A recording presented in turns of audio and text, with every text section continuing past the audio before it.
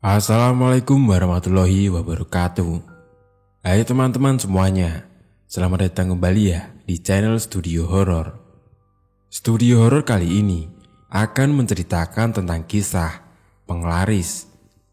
Cerita misteri ini bersumber dari @catatan Yohanes. Lalu seperti apa kisah kali ini? Mari kita simak bersama-sama. Penglaris. Kursi kosong dilunggui pocong. Cerita ini merupakan cerita lanjutan dari kisah Sahuran Lemah Kuburan. Buat yang belum mendengarkan cerita ini yang part pertama, silahkan kalian bisa cek di kolom deskripsi.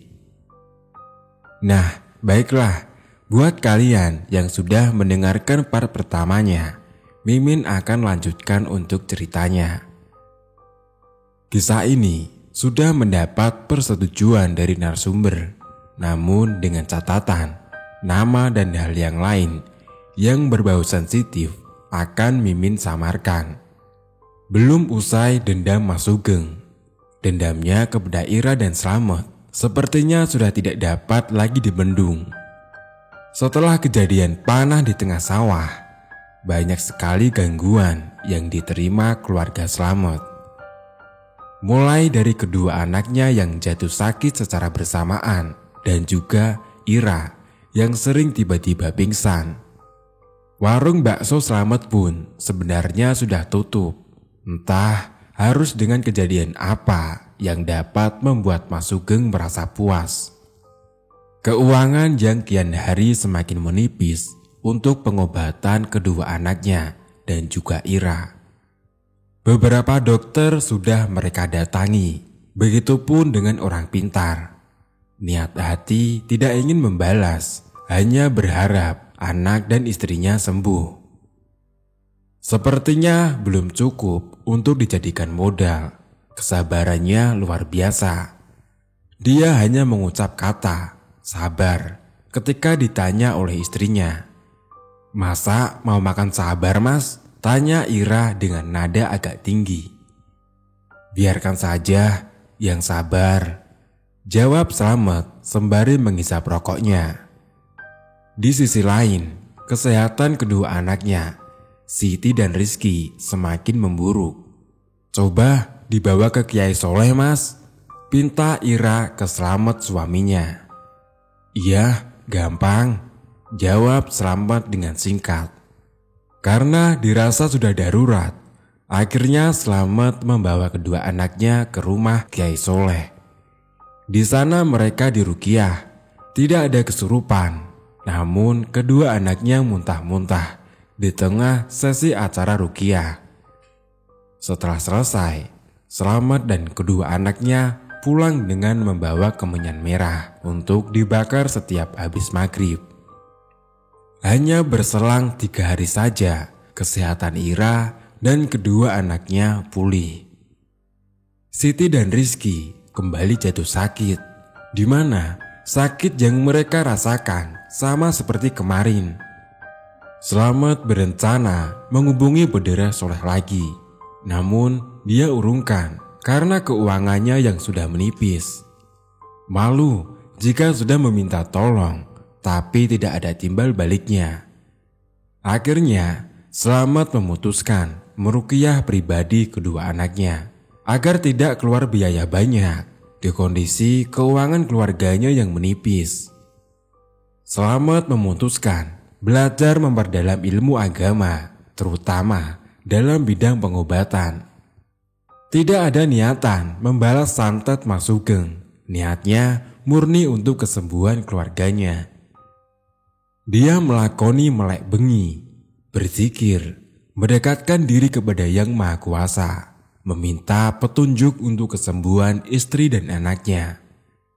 Benar saja, di tengah zikir malamnya, Slamet dikagetkan dengan suara letusan di samping rumahnya. Selesai berzikir, Slamet pun cepat-cepat mencari sumber suara tadi. Loh, kok bisa tumbang? Gumam Slamet dalam hati ketika mendapati pohon mengkudu di samping rumahnya tumbang. dan daun-daunnya pun menguning. Slamet pun diam sambil berpikir, apa ini ya efeknya santet panah? Karena menurutnya tidak perlu dipikirkan terlalu panjang lagi. Slamet langsung masuk ke dalam rumahnya. Kemudian keesokan harinya Slamet merapikan pohon mengkudu yang tumbang tersebut. Kejadian itu tidak berhenti pada malam itu. Di malam-malam berikutnya sering terjadi gedoran pada pintunya.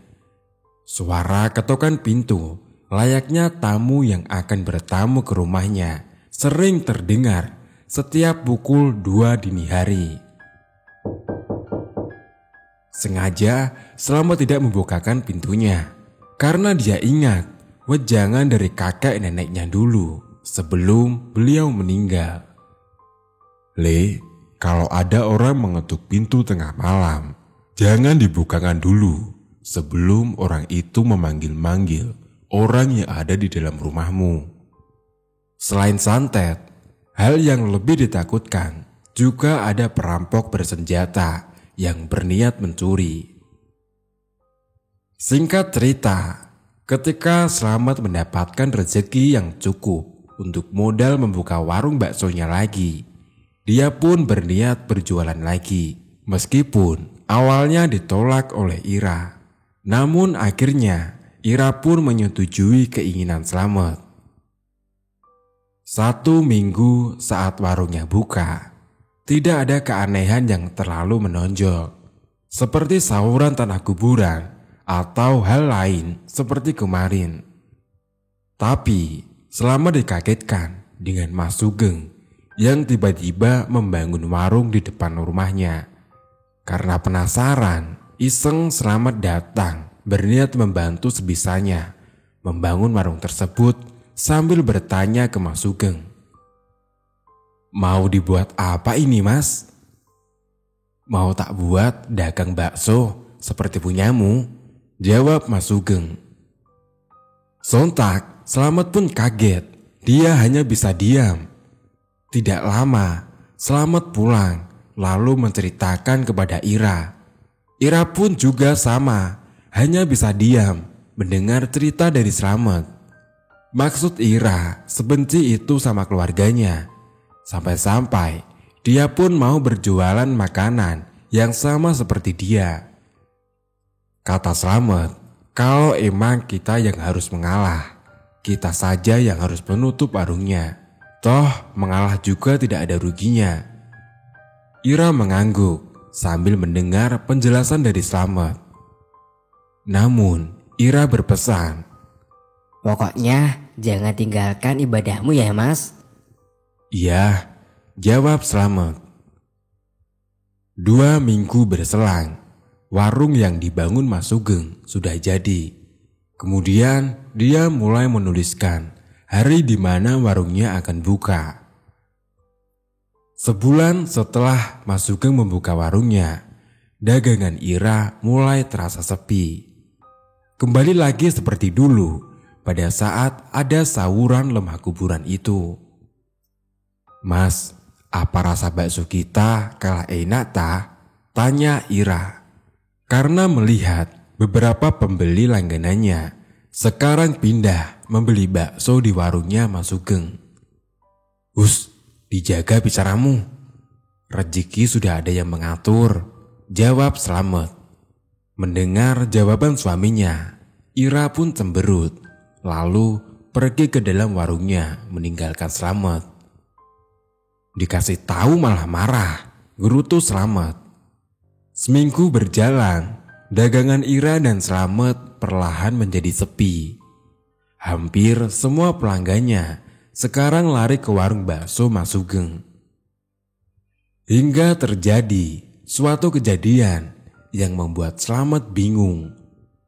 Ira tiba-tiba pingsan di dalam warungnya ketika akan membuka warung baksonya. Karena panik, buru-buru Slamet membawa Ira masuk ke dalam rumahnya. Slamet tidak lagi memikirkan dagangannya yang harus buka. Yang terpenting kali ini adalah istrinya, Ira. Setidaknya Ira harus sadar dulu dari pingsannya dengan memberikan penanganan pertama seadanya, seperti mengoleskan minyak kayu putih di perut dan hidungnya. Namun Ira belum juga siuman. Lalu Slamet berpikir, kenapa dengan istrinya ini? Padahal sebelum buka warung, dia tidak mengeluhkan apa-apa. Kenapa tiba-tiba saja dia pingsan? Lama Slamet dan kedua anaknya menunggu Ira siuman, namun tidak juga kunjung siuman. Kemudian Rizky, anak laki-lakinya, berinisiatif untuk membaca surat-surat pendek di dekat ibunya. Aneh, di tengah-tengah Rizky membaca surat pendek tersebut, tiba-tiba saja mata Ira terbuka. Dia melihat Rizky dengan tatapan tajam. Lalu tangan Ira seakan ingin mencengkram wajah Rizky. Sadar bahwa ini tidak wajar, Slamet langsung memegangi tangan Ira sambil bilang, "Kenapa kamu, Dek?" Tanpa ada jawaban dari Ira. Namun Ira masih terus berusaha melepaskan tangannya dari pegangan Slamet. Ira terus menatap tajam ke arah Rizky yang terus melantunkan surat-surat pendek. "Dek, sadar," kata Slamet sembari menggoyang-goyangkan badan Ira.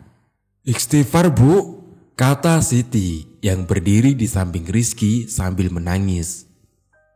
Kemudian Rizky menoleh ke arah Slamet lalu bilang, "Sepertinya ibu kesurupan, Pak." Slamet baru tersadar setelah mendengar omongan Rizky. "Astagfirullah, sepertinya iya, Riz," jawab Slamet sambil terus memegangi tangan Ira. "Bu, sadar, Bu, Bu," kata Rizky sambil terus menampar pelan wajah ibunya. Karena tidak ada respon dari Ira, Slamet pun langsung melotot dan bertanya, "Siapa kamu?" Ira yang tengah kesurupan hanya menggeleng-gelengkan wajahnya, seakan tidak ingin mengatakan apa-apa. Berkali-kali Slamet menanyakan pertanyaan yang sama. Berkali-kali juga Ira menggeleng-gelengkan kepalanya. Karena geram, Slamet pun melepaskan tangan Ira. Lalu dengan cepat digantikan oleh Rizky yang memegangi tangan Ira. Slamet beranjak menuju musola kecil di dalam rumahnya. Dia ambil tasbih yang biasa dia pakai buat berzikir. Kemudian kembali lagi ke tempat semula. Sambil menyodorkan tasbihnya di atas wajah Ira, Slamet bilang, "Lihat ini, tak bakar kamu." Gerakan Ira semakin keras memberontak setelah melihat tasbih yang dipegang oleh Slamet. "Siapa kamu?" tanya Slamet lagi dengan nada meninggi, seakan menantang jin yang ada di dalam tubuh Ira. Masih sama, tanpa jawaban. Ira hanya menggeleng-gelengkan wajahnya. Slamet langsung membacakan bacaan ayat suci Al-Quran yang biasa dia buat zikir pada saat malam hari. Di saat Slamet mulai membaca ayat suci Al-Quran, tiba-tiba saja jin yang ada di dalam tubuh Ira mulai mengeluarkan suara lirih. "Panas, panas, panas." Slamet tidak memperdulikannya. Dia terus saja melanjutkan bacaannya hingga selesai. Setelah selesai, Slamet kembali bertanya, namun kali ini dengan ancaman yang akan membakarnya lagi jika tidak mau menjawab. "Siapa kamu? Bilang, saya bakar lagi kamu kalau tidak mau menjawab." Dengan suara lirih, jin tersebut akhirnya mau menjawab. "Aku suruhannya tuan saya." "Siapa tuanmu?" tanya Slamet lagi. Dengan suara lirih, jin tersebut akhirnya menjawab. Lagi-lagi, dia hanya menggeleng-gelengkan wajahnya, sembari sesekali tersenyum sinis. Minta dibakar ini Riz, kata Slamet sambil menoleh ke arah anaknya, Rizky. Rizky mengangguk, lalu bersama-sama mereka berdua membacakan surat-surat tadi. Panas, panas. Diiringi berontakan yang sangat keras, jin tersebut menjerit. Namun perlahan-lahan suaranya memelan dan hilang. Mata Ira yang sedari tadi melotot akhirnya kali ini memejam. Bu, ibu, kata Rizky yang berusaha membangunkan ibunya sambil tangannya terus menampar-nampar pelan pipi ibunya. Di sisi lain, Siti terus mengeluarkan air mata sambil mulutnya tidak berhenti beristighfar. Dek, bangun, tidak kasihan sama anak-anak tak? Kata Slamet yang matanya terus menyoroti wajah Ira. Namun Ira masih saja tidak sadarkan diri. Kemudian Slamet menyuruh Siti, anak perempuannya itu, untuk mengambil minyak kayu putih dan dioleskan ke hidung ibunya. Tidak lama akhirnya Ira pun siuman. Namun Ira seperti orang kebingungan. Lalu dia menangis sejadi-jadinya. Ada apa? Kok menangis, Dek? Tanya Slamet yang khawatir dengan kondisi Ira. Mas, saya kenapa? Kata Ira sambil tangan kanannya memegang erat tangan Slamet dan tangan kirinya merangkul pundak Rizky. Rizky dan Siti hanya menggeleng-gelengkan kepalanya sambil air matanya yang terus turun. Slamet menarik nafas panjang dan mengembuskannya dengan pelan. Kamu tidak apa-apa, istirahat saja, jawab Slamet. Tapi warungnya Mas, Tanya Ira yang terus sesenggukan. Slamet tersenyum sambil menggeleng-gelengkan kepalanya. Biar saya saja yang jualan, jawab Slamet lirih. Hari itu Slamet yang berjualan bakso sembari menunggu Ira benar-benar sembuh.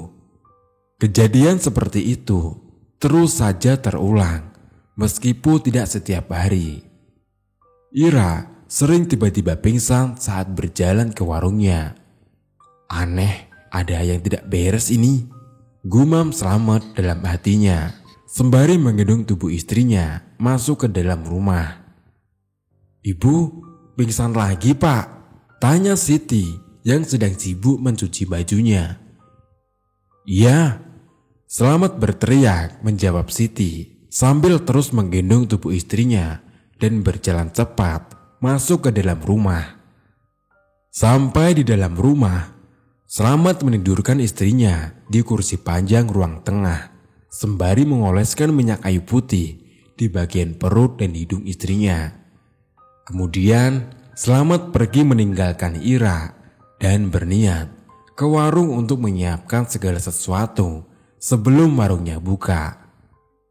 Merinding menguasai tubuh Slamet ketika berada di dalam warungnya. Namun sekalipun tidak dihiraukannya, dia tetap fokus mempersiapkan segala sesuatu sebelum akhirnya warungnya dibuka. Setelah buka, Slamet dalam hati tidak berhenti bersolawat. Dari pagi hingga sore, warungnya sepi. Tidak ada satupun pembeli. Perasaan emosi mulai muncul. Baru kali ini, warungnya sama sekali tidak ada pembeli. Bulu kuduk yang tidak henti-hentinya berdiri membuat hatinya semakin yakin kalau ada yang tidak beres di warungnya. Belum lagi kondisi sang istri yang masih terbaring di kursi panjang. Sabar, gumam Slamet dalam hati. Karena hari semakin sore dan masih saja tidak ada pembeli, dia memutuskan untuk menutup warung. Juga karena pikirannya yang khawatir dengan kondisi Ira. Setelah menutup warungnya, dia bergegas pulang ke rumahnya yang tidak jauh dari warung tempat dia berjualan. Sesampainya di dalam rumah, dia langsung melihat kondisi Ira. Sembari menempelkan tangannya di dahi Ira, dia bertanya kepada Rizky. "Ibu tidak apa-apa, Riz?" "Tidur terus dari tadi, Pak," jawab Rizky. "Badannya dingin semua ini," kata Slamet. Tanpa menunggu jawaban dari Rizky, Slamet langsung beranjak, meninggalkan Rizky dan Ira menuju ke kamar mandi. Dia ambil wudhu setelah membuang hajat. Slamet pun melakukan sholat asar, lalu berzikir meminta petunjuk kepada Sang Maha Pemberi Petunjuk. Lama dia berzikir hingga tidak terasa Slamet tertidur di tengah zikirnya itu. Di situ Slamet bermimpi dia bertemu dengan Kiai Hasyim yang sedang duduk di kursi kayu ukiran Jawa. Slamet kaget, kok Kiai Hasyim ada di sana dengan posisi membelakangi Slamet. Dengan tubuh yang gemetar, Slamet mencoba memberanikan diri menyapa Kiai Hasyim. "Assalamualaikum Kiai," sapa Slamet. "Waalaikumsalam," balas Kiai Hasyim sambil kepalanya menoleh ke belakang ke arah Slamet. Dengan sadar, Slamet tahu kalau Kiai Hasyim sudah meninggal dunia. Akhirnya, dengan tubuh gemetarnya, Slamet menatap sayu wajah Kiai Hasyim. "Kamu kenapa, Le?" tanya Kiai Hasyim. Dengan gagap dan mulut bak orang kedinginan, Slamet menjawab, Gak, popok Kiai." "Kok bisa badanmu gemetar seperti itu?" kata Kiai Hasyim.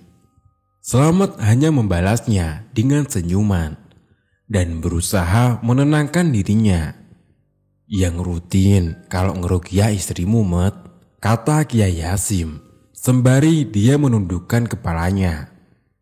Kumandang azan maghrib membuat Slamet terbangun dari tidurnya. Ucapan Kiai Hasyim dalam mimpinya itu seakan menjadi petunjuk tentang sakit yang dialami Ira. Tanpa dia sadari, ternyata dia tertidur cukup lama. Setelah menunggu azan maghrib selesai, Slamet pun melakukan sholat maghrib. Selesai sholat, dia melanjutkan berzikir. Namun tidak di tempat dia sholat. Dia beranjak ke samping istrinya, sembari bersila di lantai. Dia mulai zikirnya. Selesai sholat, Rizky yang melihat ayahnya tengah berzikir di samping ibunya pun ikut duduk bersila tepat di sebelah ayahnya. Lama mereka berdua berzikir yang kemudian terhenti karena Ira yang bangun dari tidurnya. "Mas, bagaimana tadi dagangannya?" tanya Ira. Slamet tersenyum sambil tangannya mengelus rambut Ira. "Jangan berpikir masalah dagang dulu. Yang terpenting kamu harus sehat," jawab Slamet. Ira mengangguk sembari tersenyum kepada Slamet dan Rizky. Setelah menyuruh Ira makan dan minum obat, mereka menyuruh Ira untuk istirahat. Keesokan harinya, habis sholat subuh, Rizky dengan tergesa-gesa menemui Slamet. "Pak, Bapak, Pak." Slamet yang duduk di ruang tamu menyuruh Rizky duduk. Sembari menyalakan rokok, Slamet bertanya, "Ada apa, Le?" "Itu Pak, itu, kata Rizky yang terbata sambil nafasnya yang tidak beraturan. "Anu apa? Kalau ngomong yang jelas," bentak Slamet. Rizky mulai berusaha mengatur nafasnya yang sedari tadi tidak beraturan. Barulah dia mulai menjelaskan kepada Slamet setelah dirinya mulai tenang. "Aku tadi malam bermimpi," kata Rizky memulai obrolan. "Mimpi apa kamu?" tanya Slamet penasaran. "Saya dikerangkeng sama orang besar yang warnanya hitam, matanya merah," jelas Rizky.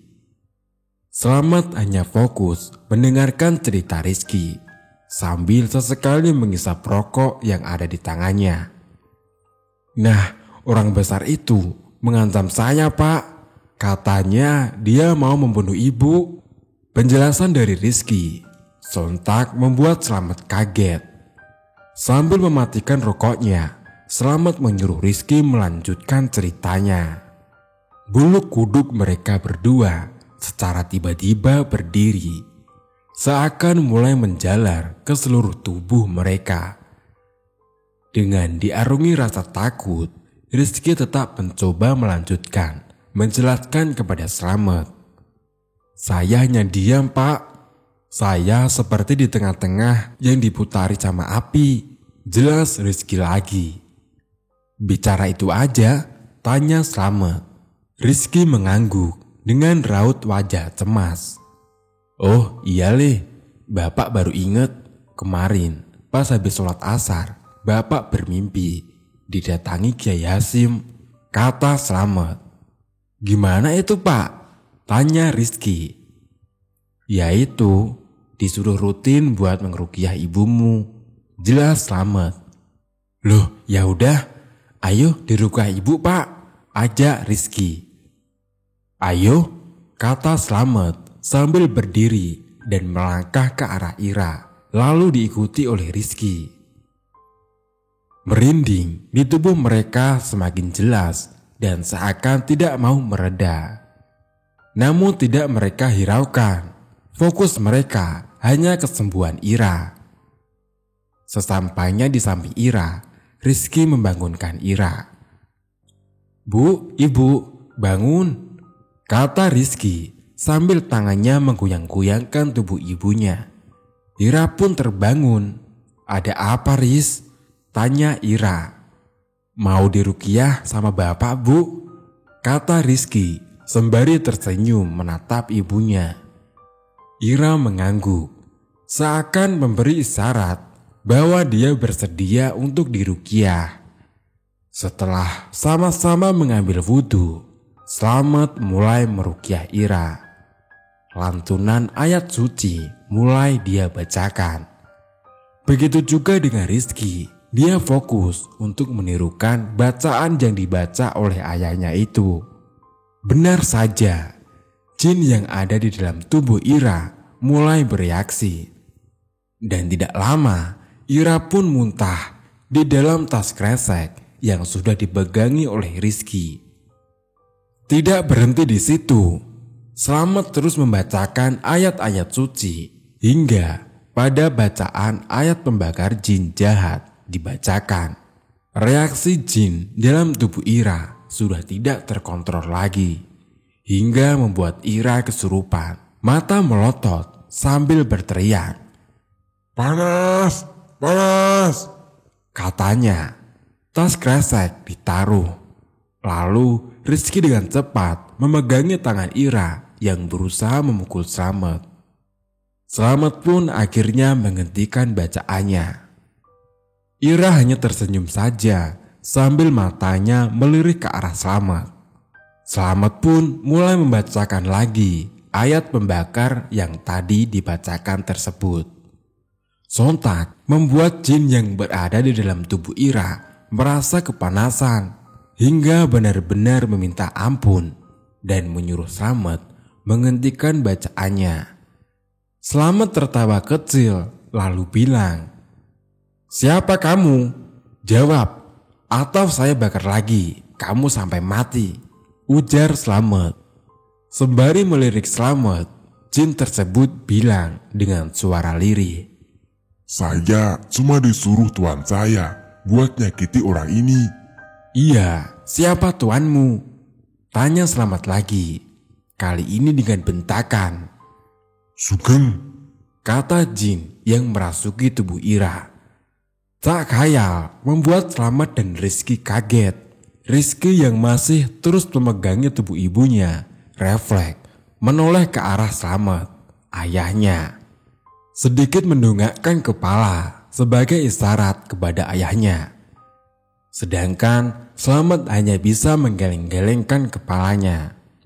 "Kamu kalau menyakiti istriku lagi, tak bakar sampai mati," kata Slamet. Jin tersebut hanya mengangguk ketakutan. "Coba tuanmu juga disakiti seperti ini," kata Rizky. Enggak, aku tidak berani. Soalnya sudah ada perjanjian sama tuanku. Jawab jin tersebut. Buang saja aku yang jauh. Lanjut jin tersebut. Ya udah, Slamet menyetujui permintaan jin tersebut, lalu membuangnya ke daerah pegunungan. Dan setelah berhasil dibuang, Ira pun tersadar. Siti, panggil Slamet kepada anak perempuannya. Siti pun akhirnya datang, lalu menanyakan keperluan ayahnya memanggil dirinya. "Ambilkan ibumu makan, lalu suapin dia. Pokoknya dia makan walaupun sedikit," jelas Slamet. Siti membalasnya dengan anggukan, lalu dengan cepat pergi ke dapur. Dengan lauk tahu tempe dan diberi sedikit kuah bakso, Siti menyuapi ibunya, yaitu Ira. Waktu kian berlalu, kondisi Ira semakin membaik, hingga dia bisa menemani suaminya berjualan lagi. Meskipun warungnya masih terus saja sepi pembeli, namun terlihat jelas raut wajah Slamet sedikit berseri. Hal itu karena kesembuhan Ira. "Kalau masalah warung biar dilakoni bareng-bareng, Dek," kata Slamet. Slamet yang jarang tidur di bawah pukul 12 dini hari tiba-tiba mendengar suara letusan tepat di atas rumahnya. Persis seperti dahulu yang membuat pohon mengkudu di dekat rumahnya sempal. Karena kaget dan merasa penasaran, Slamet langsung lari keluar rumah. Sesampainya di halaman rumahnya, dia pun berhenti. Dia melihat sekeliling. "Apa tadi ya?" tanya dia dalam hatinya. Karena tidak kunjung mendapatkan jawaban, dia pun kembali masuk ke dalam rumahnya. Belum sempat dia duduk di kursi ruang tamu rumahnya, tiba-tiba terdengar teriakan si Laras. "Lek, Bapak, tolong Lek!" Mendengar Laras teriak-teriak diikuti isakan tangis. Dengan cepat, Slamet membukakan pintu dan bertanya kepada Laras. "Kenapa sama Mas Sugeng, Ras?" "Bapak, Lek, Bapak jatuh terlentang sambil muntah darah," jawab Laras diiringi tangisan yang tiada henti. Mendengar pernyataan dari Laras, sontak membuat Slamet langsung lari menuju rumah Mas Sugeng, diikuti oleh Laras. Karena mendengar kebisingan, Ira pun terbangun dari tidurnya dan juga membangunkan Rizky karena memanggil suaminya tidak ada jawaban. "Riz, Ibu tadi mendengar Laras kesini nangis di hadapan Bapak," ujar Ira. "Iya tak Bu? Ya udah, ayo ke rumah Lek Sugeng," ajak Rizky sembari bangun dari tidurnya dan juga mengambil jaket. Ira dan Rizky berjalan tergesa-gesa setelah menutup pintu rumahnya, meninggalkan Siti yang masih tidur di dalam rumah. Benar saja, sesampainya di rumah Mas Sugeng, Ira dan Rizky dikagetkan dengan kondisi Mas Sugeng yang penuh dengan darah di mulutnya. Karena tidak kuat dan mual, Ira pun pergi keluar rumah Mas Sugeng, lalu duduk di warung Mas Sugeng sambil memegangi perutnya yang akan muntah. Di sisi lain, Mas Sugeng meminta maaf kepada Slamet atas segala perbuatan jahat yang dia perbuat kepada Slamet. Belum selesai melanjutkan omongannya, Mas Sugeng menghembuskan nafas terakhirnya sambil menutup mata Mas Sugeng agar terpejam. Slamet berkata, "Innalillahi wa inna ilaihi rajiun." "Iya, saya maafkan kamu Mas." Slamet menoleh ke arah Laras yang menangis sejadi-jadinya. Mengetahui Slamet sedang melihatnya, Laras pun langsung berjalan lalu memeluk Slamet sambil mulutnya terus berkata, Sepurane bapak yo lek. Sabar yo Ras. Hanya kata itu yang dapat Selamat keluarkan sembari mengelus-elus rambut Laras. Begitupun juga dengan Rizky. Keesokan harinya, setelah selesai acara pemakaman Mas Sugeng, Laras datang ke rumah Selamat. Melihat Ira, Laras langsung lari dan berlutut di kaki Ira sambil terus meminta maaf atas kesalahan dari ayahnya, yaitu Mas Sugeng. Sudah saya maafkan Laras, jawab Ira sambil mencoba mendirikan tubuh Laras. Lalu Laras duduk di kursi panjang tepat di samping kiri Ira dan berada di depan Selamat. Laras pun akhirnya menjelaskan jika selama ini ayahnya lah dalang dari semua apes yang dialami keluarga Selamat. Setelah kematian ibunya, yaitu Mbak Reni, Laras sudah mencoba melarang ayahnya untuk berbuat jahat kepada keluarga Selamat. Namun masih saja tidak dihiraukan. Hingga pada suatu ketika, Laras diajak ke suatu rumah. Katanya teman lama ayahnya. Namun aneh, kata Laras. Seisi rumahnya dihiasi ornamen yang menakutkan, ditambah penerangan lampu yang minim, membuat Laras tidak betah berlama-lama di sana. Sugeng, bagaimana? Laris daganganmu? Kata teman Sugeng yang tidak begitu jelas itu. Namun wajahnya menakutkan. Sugeng hanya mengangguk sambil tertawa dan memberikan uang sekitar 300.000 rupiah kepada temannya itu. Ya iya Geng, semua orang akan ketarik sama pocong yang ada di depan warungmu. Nah, buat pocong yang di dalam warung, siap membuat cita rasa baksomu tetap enak. Sontak, hal itu membuat detak jantung Laras berhenti sejenak. Ditambah kala itu, temannya berkata lagi, bagaimana kondisi istrinya Selamat? Masih belum mati kah? Laras semakin tidak betah dibuatnya.